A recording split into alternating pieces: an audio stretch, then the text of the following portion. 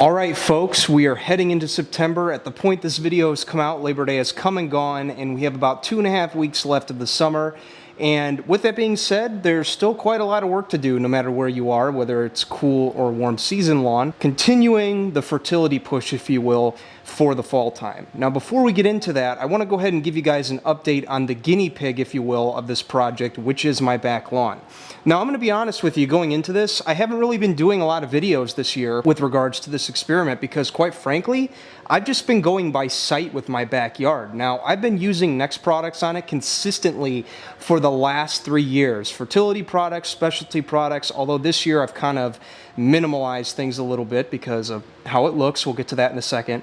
But I've pretty much, at the very least, fertilized it 6 times. Now, I can tell you that is a viable program. As a professional who also runs a spray business in this area, we try to aim to get at least 6 visits in. Now, that's a good way to go to actually fix a lot of lawns that need that oomph, if you will, that aren't in that good a condition. They need a little push to get in the right direction. But it's also a great maintenance plan to run on your lawns as well to keep them looking in tip-top shape.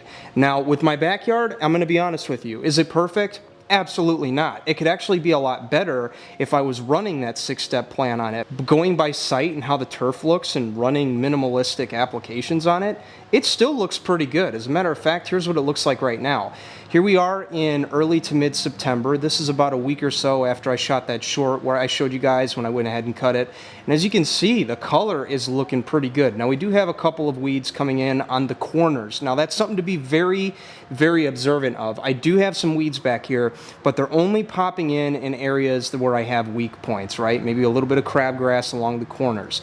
But as far as the middle of the lawn goes, there's nothing. Now, I'm actually going to show you guys a clip just to give you an idea of where we came from here in the back lawn. We've had a lot of issues with clover and ground ivy over the years, but just over the years of not only eradicating those, but staying up on the feeding schedule, we haven't really had any problems with those. Now, mind you, I barely spray for weeds back here nowadays just because I've gotten the turf so strong and so thick with the application plans I was following, which we've talked about in previous years. It looks pretty good. It's pretty much on autopilot with as far as thickness goes, and whenever I see that the lawn might need an extra push or an extra application just to carry us through an extra couple weeks, that's where I go ahead and do an application, kind of like this one, which involves the 16-21-2 Green Pop. A great fertilizer product. We've talked about this in the past. I'm just going to keep it short in this video here. Versatile fertility product to get down right now if you're kind of trying to figure out which one to use for the late summer going into the fall. There's a little bit of phosphorus, which helps with the root growth, which will complement the N, which works on the top growth.